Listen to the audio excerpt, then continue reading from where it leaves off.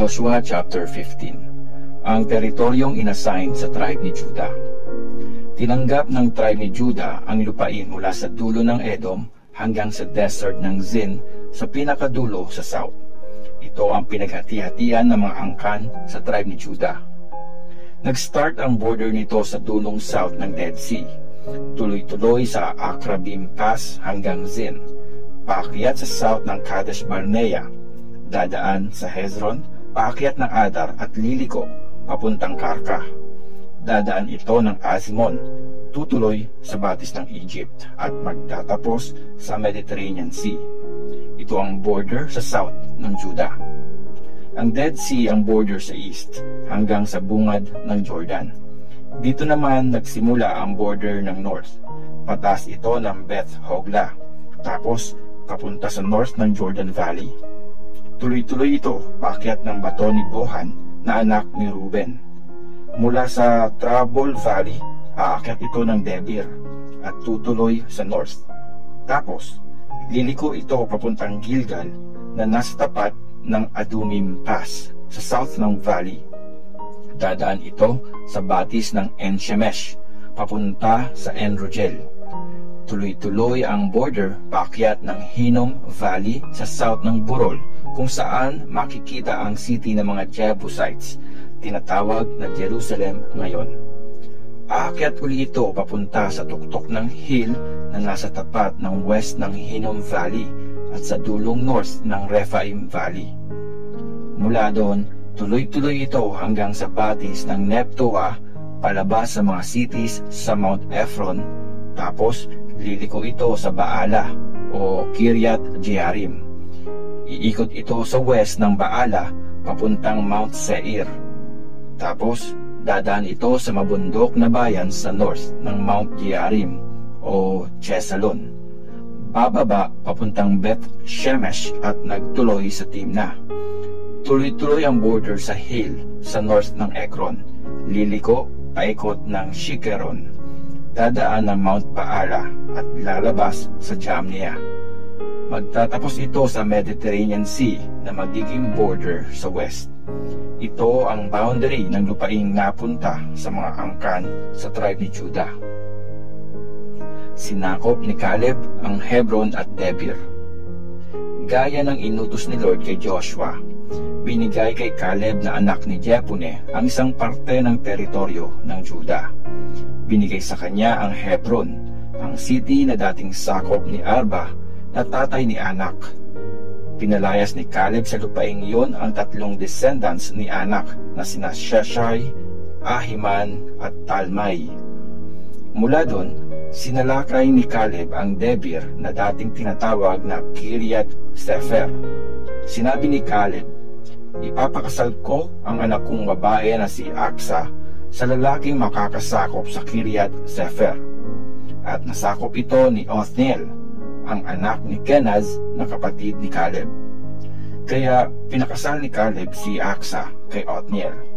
Nung naikasal na ang dalawa, kinambinsi ni Aksa si Othniel na humingi ng bukirin kay Caleb. At nang bumaba na si Aksa sa donkey, tinanong siya ng tatay niya, "Anong gusto mo?" Sumagot si Aksa, "Since binigyan mo na rin lang ako ng lupa sa desert sa south, bigyan mo na rin ako ng mga bukal na mapagkukunan ng tubig." Kaya binigay sa kanya ni Caleb ang mga bukal na nasa itaas at ibaba. Ang mga cities ng Judah. Ito ang lupaing binigay para maging pamana ng mga angkan ng tribe ni Judah. Napunta sa kanila ang mga cities na nasa pinakadulo sa south, malapit sa border ng Edom.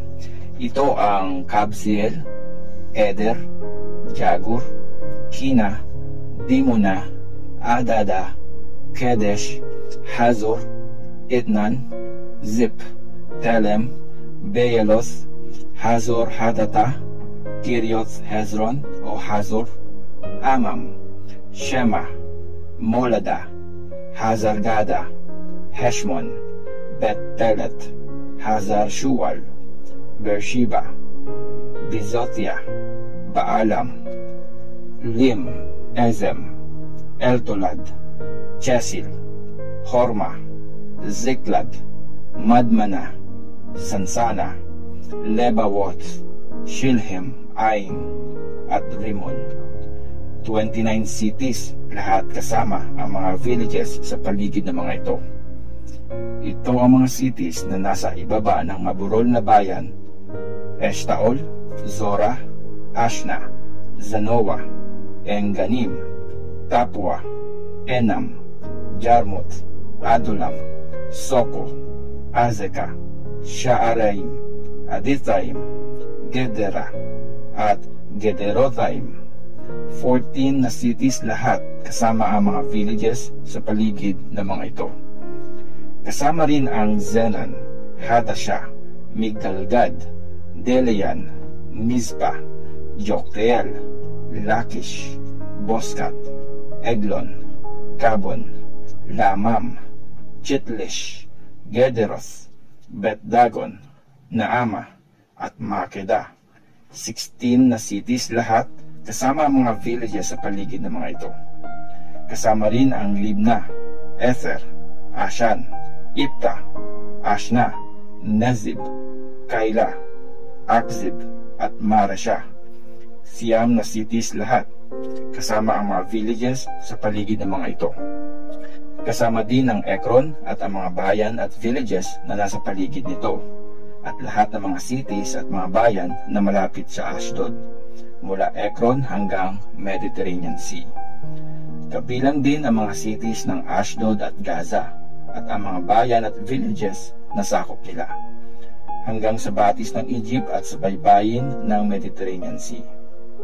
Nasa mabundok na bayan naman ang Shamir, Jatir, Soko, Dana, Kiryat Sefer o Debir, Anab, Eshtemoa, Anim, Goshen, Holon, at Gilo. 11 na cities lahat kasama ang mga villages sa paligid ng mga ito. Kasama din ang Arab, Duma, Eshan, Janim, Bet-Tapua, Apeka, Humta, Hebron, at Zior. 9 na cities lahat kasama ang mga villages sa paligid ng mga ito. Kabilang din ang Maon, Carmen, Zip, Juta, Jezreel, Jokdeam, Zanoah, Kain, Gebia, at Timna. 10 na cities kasama ang mga villages sa paligid ng mga ito. Kasama rin ang Halhul, Betzur, Gedor, Maarath, Betanos, at Eltekum. 6 na cities kasama ang mga villages sa paligid ng mga ito. Kasama rin ang Kiryat Baal o Kiryat Jearim at Raaba. 2 cities kasama ang mga villages sa paligid ng mga ito. Nasa desert ang Beth Araba, Midin, Sekaka, Nibshan, Salt City, at Engedi. 6 na cities kasama ang mga villages sa paligid ng mga ito.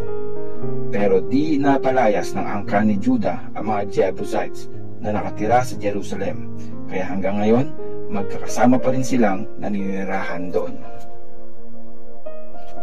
Joshua chapter 16. Ang teritoryong inassign sa tribe ni Ephraim at ng West Manasseh. Nag-start sa Jordan ang border ng lupain na napunta sa mga descendants ni Joseph sa east ng batis ng Jericho papuntang desert. Mula Jericho, umakyat ito papunta sa lupaing Mabrol hanggang sa Bethel. Mula Bethel, tuloy-tuloy ito sa Luz at dadaan sa Ataroth, Adar, na sakop ng mga Arkites. Tapos, bababa ito sa west na bahagi ng lupaing nasa sakop ng mga Japletites hanggang sa Lower Beth Horon. Tuloy-tuloy ito hanggang Gezer at nagtatapos sa Mediterranean Sea. Ito ang mga lupaing tinanggap ng mga descendants ni Joseph. Sila ang mga tribes na Ephraim at Manasseh. Ang teritoryong inassign sa tribe ni Ephraim. Ito ang teritoryong napunta sa mga angkan ni Ephraim. Ang border nila sa east ay mula sa Ataroth Adar hanggang sa Upper Beth Horon at hanggang Mediterranean Sea. Nasa north nito ang Metath. Sa bandang east, liliko ang border papuntang Taanat Shiloh at lalampas ito sa east papuntang Janoah. Mula Janoah, bababa ito sa Ataroth at Naara hanggang umabot sa Jericho at nagtatapos sa Jordan. Mula Tapua, tutuloy ang border papuntang west hanggang sa batis ng Kana at nagtatapos sa Mediterranean Sea. Ito ang lupaing binigay sa mga descendants ni Ephraim. Kasama dito ang mga bayan na binigay para sa mga angkan ni Ephraim na sakop ng lupaing binigay sa mga angkan ni Manase. Kasama ang lahat ng mga cities at mga villages sa paligid ng mga ito. Pero di pinalayas ng angkan ni Ephraim ang mga Canaanites na nakatira sa Gezer. Kaya hanggang ngayon, dun pa rin nakatira ang mga ito, kasama ang mga mamamayan ng Ephraim. Sa pilitan nilang pinagtrabaho ang mga Canaanites bilang mga alipin. Joshua chapter 17. Ang teritoryo ng West Manase. Isang parte ng lupain ang binigay sa tribe ni Manase dahil siya ang panganay na anak ni Joseph. Binigay ang Gilead at Bashan kay Makir, ang panganay na anak ni Manase at tatay ni Gilead. Binigay ang mga ito sa kanya dahil isa siyang warrior. Binigyan din ng lupa ang iba pang descendants ni Manase, kasama ang mga angkan ni na Abizer, Helek, Azriel, Shechem, Heper at Shemida. Sila ang mga lalaking galing sa lahi ni Manase at mga leaders ng kani-kanilang angkan. Pero walang anak na lalaki si Zelopehad na anak ni Hefer at apo ni Gilead na anak naman ni Makir at apo ni Manase. Puro babae ang anak ni Zelopehad na ang mga pangalan ay Mala, Noah, Hogla, Milka at Tirza. Kaya lumapit sila sa priest na si Eleazar kay Joshua na anak ni Nun at sa mga leaders ng bayan. Sinabi nila, "Inutos ni Lord kay Moses na bigyan kami ng mamanahing lupain, tulad ng mga binigay sa mga kamag-anak naming lalaki." Kaya ayon sa inutos ni Lord, binigyan nga ni Joshua ng mga lupain ang mga babaeng anak ni Zelopehad, tulad ng mga lalaking kamag-anak nila. Kaya nagkaroon pa ng 10 parte ng lupain ang tribe ni Manase, bukod pa sa mga lupain ng Gilead at Bashan na nasa kabila ng Jordan, dahil tumanggap din ng pamanang lupain ang mga babaeng descendants ni Manase, tulad ng mga descendants niyang lalaki. Binigay naman ang lupain ng Gilead sa iba pang mga nagmula sa lahi ni Manase. Mula sa Asher hanggang Mikmethath na nasa east ng Shechem ang teritoryo na sakop ni Manase. Tuloy-tuloy ang boundary papuntang south hanggang sa tinitirhan ng mga taga-En Tapua.